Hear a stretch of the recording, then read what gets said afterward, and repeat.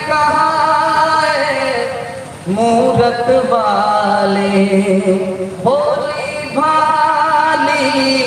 सूरत वाले, राम और सीता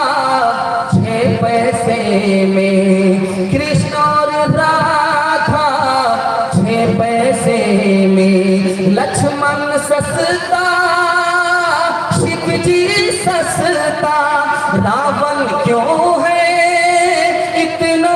महंगा, बोला उसकी मांग बड़ी है, घर घर मूरत वही पड़ी है, सीता राम का गया जमाना, सच को दुनिया ने न माना,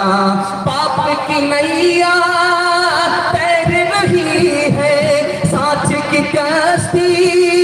डूब रही है, रावण का है राज जगत में, हर कोई है मोहताज जगत में, पाप की नैया तैर रही है, साच की कश्ती डूब रही है, इंसानों के इंसान दुश्मन, राम गए रह गए रावण।